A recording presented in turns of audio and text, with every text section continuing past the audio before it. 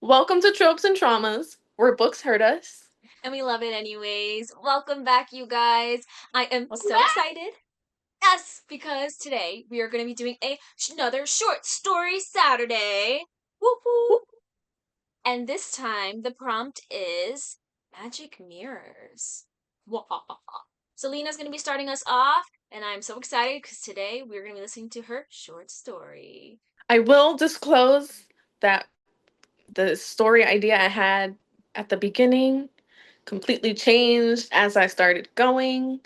So if it seems like there's a lot of details that didn't need to be in there at the beginning, just bear with me. Yes, All right. queens. Being a teenager is hard.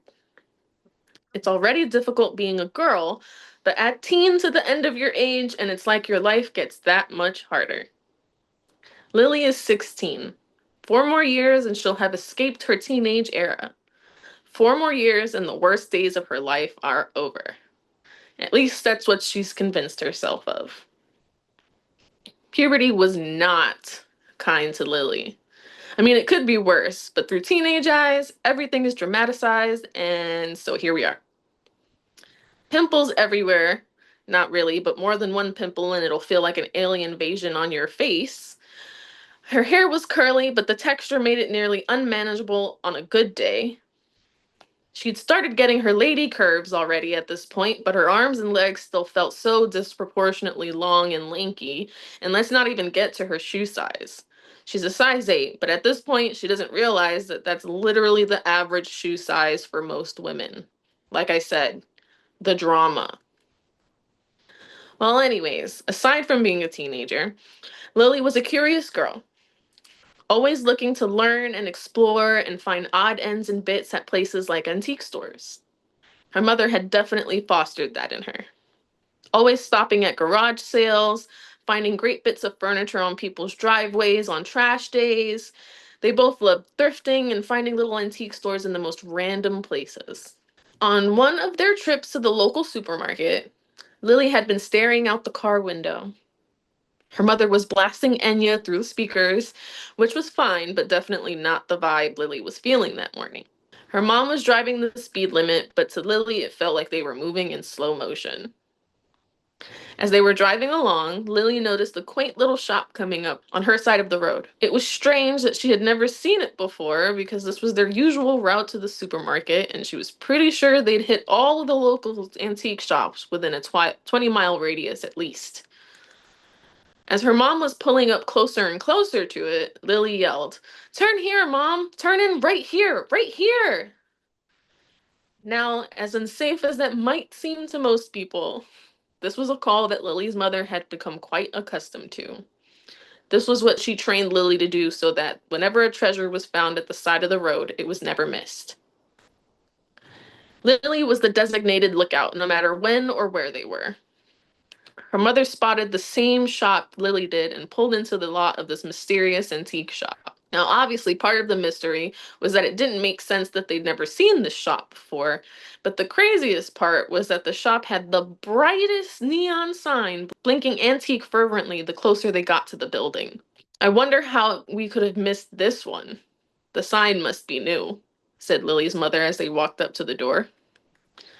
Lily opened it and a bell chimed and echoed as she did. It was very eerie sounding, but only made the place that much more intriguing. The shop was cramped and maze-like. Lily and her mother gave each other a familiar look and went their separate ways through the shop. No matter how much further in they walked, Lily could hear her mother oohing and awing at everything she saw. Lily's path was interesting, but nothing of interest caught her eye. It sounded like it had started raining outside, and the thunder was rolling louder and louder the further into the shop that Lily walked. With one loud crack of thunder, the lights went out.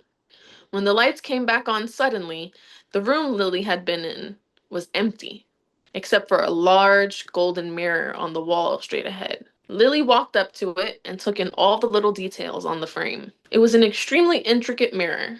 There were flowers, leaves, fairies, and even dragons carved into it. It looked beautiful, but very expensive. It took Lily a while before she actually looked at herself in the reflection. Something was off about it. She peered into it a little more intently and noticed that all her blemishes were gone. Her curls looked smoother than ever. Her hairstylist couldn't have even pulled this off if she tried. But that wasn't the weirdest part. For some odd reason, Lily felt as though her reflection was slightly delayed. When she had moved, her reflection moved like .5 seconds after she had. If she hadn't been looking so hard, she might not have really noticed it. She thought to herself that she wished the reflection was what she really looked like. A million self deprecating thoughts ran through her mind at once. But even with her mind racing, she couldn't get past the delayed movements. And though she knew better than to touch anything she had no intention of buying, she put her finger to the glass. Looking straight into her own eyes, she realized her reflection's facial expression had changed. She was eerily grinning back at herself, and she heard a slight scoff coming from behind her. She turned around quickly, but the room was still empty. When she went back to face the mirror, her reflection was blurry, like the mirror had aged 1,000 years in just a moment. She felt a chill run through her body, and she called out to her mother. Mom, let's get out of here. She met her mother back at the front of the store, everything else looking as it should. They didn't even take note that they hadn't once run into the shop owner while being there, and quickly exited the shop. Her mother's experience had clearly been something different. And stepping outside, there was no sign of it ever having been raining. They got into the car, her mother raving about all the little knickknacks she'd seen but passed up on. Lily felt a little dazed and stayed quiet as she listened to her mother rave on. While looking out the window, she caught a glimpse of herself in the side view mirror. No blemishes, smooth curls, and the same eerie grin. That was so good. Oh my gosh. Oh my gosh. I could picture the whole thing, the imagery. Oh my goodness. And the creepy ending. Oh, I love it. It was giving goosebumps. Thank you. Yeah. Ah, I love it. You guys let us know down in the comments. What do you guys think? Did you like the story? I loved it. And I guess let's get into my story. Yes, please. I really like that story. It started off cozy and then it ended eerie. Oh, so good. Such a good mix from what you normally do. You always do like a cozy, I but know. this time it turned a little eerie. I liked it. Oh my God. I'm trying to, Change it up a bit. I love it. Okay. I'm gonna be looking down because I'm looking at my phone. So Cool. such a beautiful day, Emily thought as she skipped through the woods. It was summertime, and the sun was shining through the trees. She was humming the song her mom had always sang to her. Suddenly, as though it appeared out of nowhere, a garden appeared in front of her. Emily smiled from ear to ear, excited to explore the unknown before her. She skipped through a maze of trees, continuing to hum her song. Right as she passed the last tree, she saw a feast of flowers ahead of her. She continued to skip through them, her white dress flowing with each skip. She had flowers of all colors around her, pink roses, red poppies, white daisies, and the summer sun seemed to come alive. The trees groaned with glee as a new person had finally entered their meadow. Then she stopped dead in her tracks as she noticed a pond in the middle of the meadow, and a weeping willow hovering over half of its contents. Emily's glee could not be contained as she squealed in excitement. It was an amazing sight.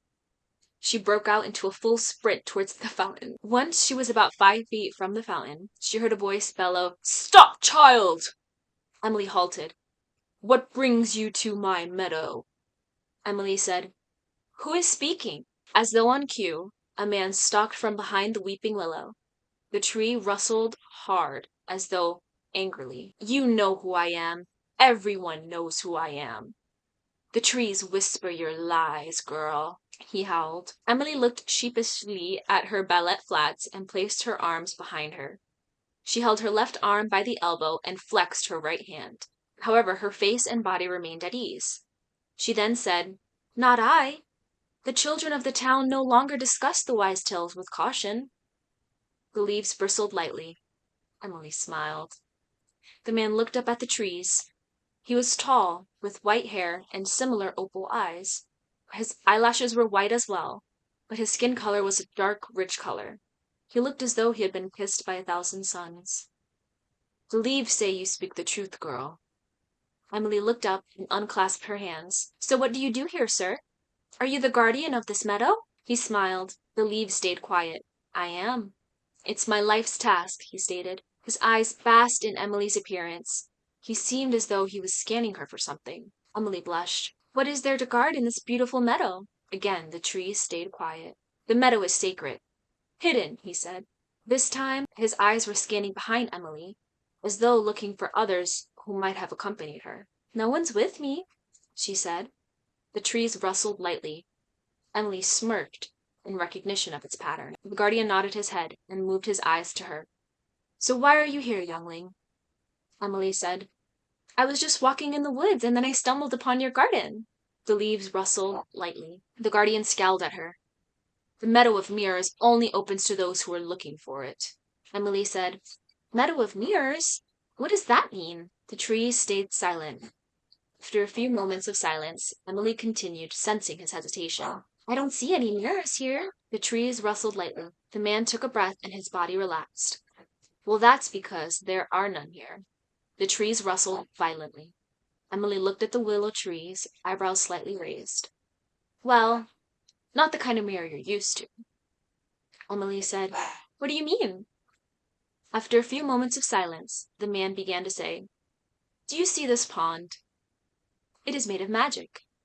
If you look into it, you can see your future.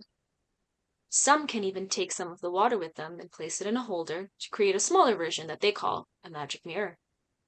Emily's eyes glittered as she said, Oh, wow, that's amazing. The trees lightly rustled. It is, he continued. However, when humans use it, it could either show their worst fate, and some it shows their dreams come true. So I caution you, youngling, do not look into the pond unless you are ready to see your future. Emily's eyes widened with fear. I'm scared to look. Would you look first, mister? The trees rustled lightly. He said, I can.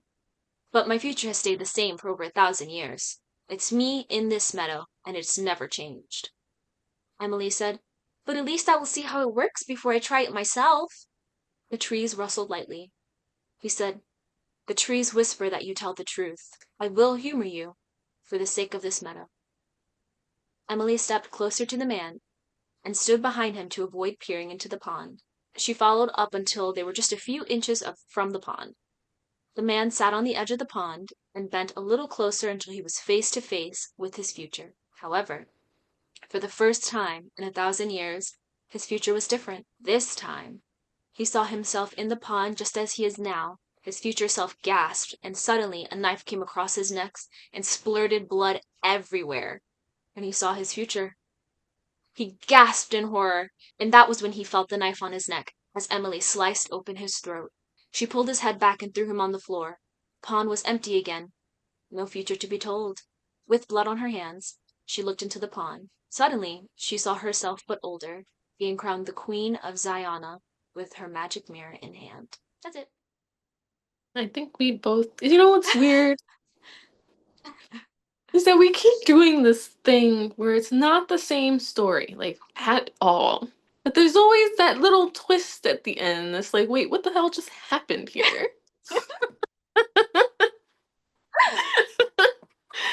Oh my god, I love that because I was like, wait, what the hell? Emily! And then the voice you did was so sweet. I'm like, Emily! I was trying to Could create an you? unreliable narrator.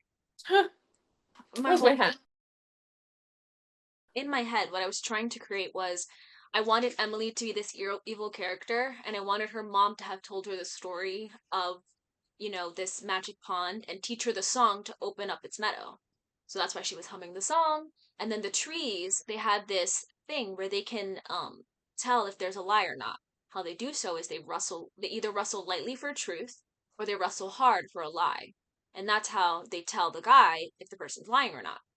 But Mm-hmm. the way that you get past the lie is you start with a lie but end with the truth.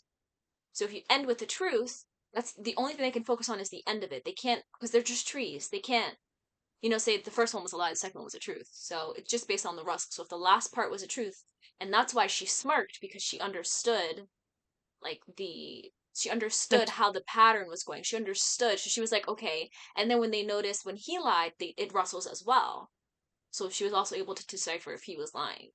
And then he looked at her and she's like this small, innocent little girl. And then at the end, she's like, kill her. savage. Absolutely savage. Now you That's see why. awesome. Now you see why I was excited. I was like, I can't wait to tell you my story. No, that was great. I liked yours too. Started Well, off it unassuming. started off extremely unassuming, is what I think happened for both of our stories. Yes. Very unassuming. Like you're like, Mm-hmm. oh yeah, just a little teenager girl, it's just complaining about pimples and stuff. And then yours is like, oh, pretty little girl hanging out in a meadow. Mm-hmm. Oh, okay, magical meadow. Murder. Like what? Yeah, pretty much. Blood spurting. I'm like, what just happened? Could you imagine though how scared that man was? He's like, wait a second. I just said this hasn't changed for 1,000 years. What is this? Hmm. Oof, the chills. Yeah. I'm glad you liked it. Well, you guys, let us know down in the comments. Did you like our stories? And let us know if you guys have any thoughts, opinions. We'd love to hear what you guys have to say. And we will see you guys next time. All right. Bye, guys. Thank Bye. you.